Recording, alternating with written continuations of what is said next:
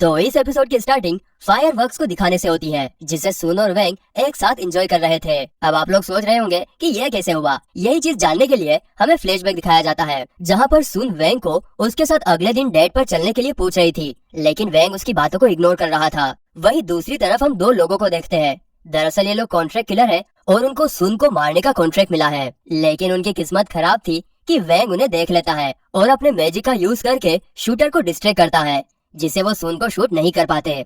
इस तरफ सुन फ्रस्ट्रेट होकर जोर से वेंग को उसके साथ डेट पर चलने के लिए पूछती है, जिसे सुनकर आसपास के सभी स्टूडेंट्स हैरान रह जाते हैं और बेचारा चैन तो रोने ही लगता है। ठीक उसी वक्त टीचर वेंग को आवाज लगाते हैं और अपना नाम सुनकर वेंग हाँ में जवाब देता है।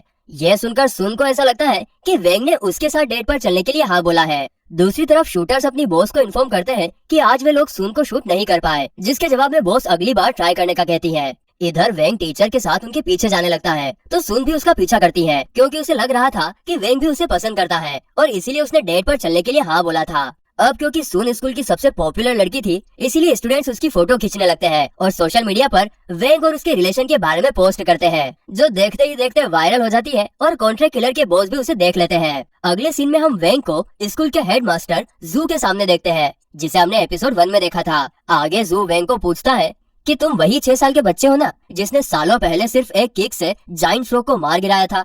जू की बात सुनकर वेंग हैरान हो जाता है कि जू को कैसे पता कि मैं वही बच्चा हूँ, लेकिन इससे पहले वो कुछ बोल पाता, जू अपने घुटनों के बल बैठकर वेंग को मास्टर कहकर पुकारता है। दरअसल वो वेंग की पावर्स देखकर उसका फैन हो गया था, मगर वेंग ऐसा नहीं चाहता था, इसलिए वो याददाश्त भुलाने का मैजिक यूज करता है, लेकिन वो उसकी पावर सिर्फ 50% ही रखता है, क्योंकि अगर उसने 100% पावर जू पर यूज की तो उसका मेमोरी लॉस भी हो सकता है, इसीलिए वो सिर्फ 50% ही यूज करता है। इसके बाद जब वेंग शांति से नूडल्स खा रहा था, तभी डॉग वहां आकर उसे शूटर्स के बारे में इन्फॉर्म करता है, क्योंकि उसने शूटर्स को सुन को टारगेट करते हुए देख लिया था।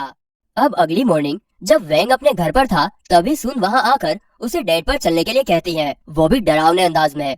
मगर जल्दी हमें पता चलता है कि ये सिर्फ वेंग का सपना था, लेकिन उसका यह सपना सच हो जाता है, क्योंकि सुन डजन भर बॉडीगार्ड के साथ वेंग का बाहर इंतजार कर रही थी। वहीं नीचे आकर जब वेंग ब्रेकफास्ट कर रहा था, तब वो सोचता है कि उसके मॉम डैड उसे सुन के साथ डेट पर जाने के लिए फोर्स नहीं करेंगे, लेकिन ऐसा नहीं होता, क्योंकि थोड़ी ही देर में उसके मॉम डैड कहते हैं कि तुम्हें किसी लड़की को इस तरह से वेट नहीं करवाना चाहिए। और जब वेंग उनकी बात नहीं सुनता, तब वो दोनों वेंग को घर से बाहर निकाल देते हैं। आखिर में वेंग के पास सुन के साथ जाने के अलावा और कोई चारा नहीं होता। इसके अलावा वो सुन को शूटर से बचाना भी चाहता था, और इसीलिए वो सुन के साथ जाने के लिए तैयार होता है और फिर वो दोनों डेट पर जाने के लिए निकलते हैं। आगे हम देखते हैं कि शूटर्स उन दोनों पर दूर से नजर रखे हुए थे और सेम टाइम पर उनकी बॉस कहती है कि तुम दोनों के पास ये आखिरी चांस है सुन को खत्म करने का, और अगर तुम ये नहीं कर पाए तो तुम दोनों की खैर नहीं। इस तरफ सुन वेंग को एक सुंदर से गार्डन में लेकर आती है, जो कि असल में उसी की फैमिली की प्रॉपर्टी थी। वहीं उन दोनों का पीछा करते हुए शूटर्स भी वहां तक आ गए थे और उन्होंने ऑलरेडी सुन के सारे बॉडीगार्ड्स को ठिकाने लगा दिया था।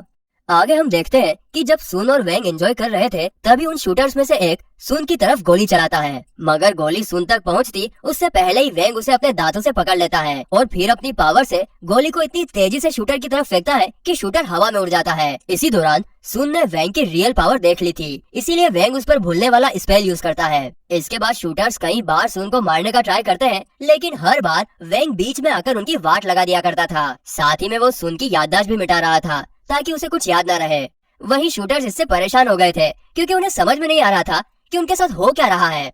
इसके बाद अगले सीन में सुन वेंग को फेरी व्हील में चलने के लिए कहती है, जिस पर वेंग मान जाता है, ये सोचकर कि उन्हें शूटर से छुटकारा मिल जाएगा। लेकिन उनके जाते ही शूटर्स भी उनके पीछे व्हील पर चढ़ जाते हैं। ये सब जू ने देख लिया था और वेंग यानी कि अपने मास्टर को खतरे में देखकर वो तुरंत इमॉर्टल हीरोज को कॉल करके बुलाते हैं। इस तरफ जब सुन और वेंग अपनी बातों में बिजी थे, तभी शूटर्स वहां आकर दोनों को गन पॉइंट पर पकड़ लेते हैं। ये सब देखकर सुन काफी घबरा जाती है, लेकिन वेंग शांति से बैठा हुआ था। दरअसल वो ये सोच रहा था कि शूटर्स के आने से उसे सुन की बकबक नहीं सुननी पड़ेगी।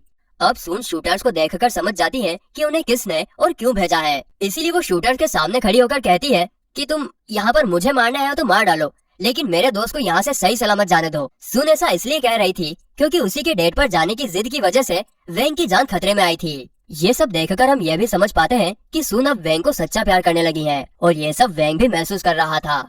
इसीलिए वो गुस्से में खड़ा होता है और उसकी आंखें गुस्से से लाल हो जाती है और चमक रही थी, जिसे देखकर शूटर्स की फटकर 4 हो जाती है। तभी वेंग अपने मैजिक का कमाल दिखाते हुए उन दोनों को हवा में फेंक देता है और जादू से बनी हुई एक फिनिक्स आकार उन दोनों शूटर्स को काफी अच्छा मजा चखाती है। हम देखते हैं कि ये सब नीचे से जू देख रहे थे। वो वैंग की बढ़ती हुई खतरनाक पावर को देखकर समझ जाते हैं कि वो कोई मामूली इंसान नहीं है और उसके पास असीम शक्तियां हैं जिसके बारे में उसने कभी सपने में भी नहीं सोचा था। वहीं ऊपर फेरी व्हील्स पर सुन ने वैंग की रियल पावर्स देख ली थी, लेकिन इसके बावजूद वैंग इस बार उसकी याददाश्त नहीं मिटाता और उससे प्रॉमिस लेता है कि वो इसके बारे में किसी को नहीं बताएगी। ये सीक्रेट उन दोनों के बीच में ही रहेगा, जिस पर सुन मान जाती है और फिर वो दोनों फायरवर्क्स एंजॉय करते हैं। और गाइस, ये वही सीन होता है जिसे हमने एपिसोड की स्टार्टिंग में देखा था। वैंग फायरवर्क्स देखने में बिजी था तो सुन उसके मुस्कुराते हुए चेहरे को देखने में। और फिर इसी के साथ ये एपिसोड खत्म होता है।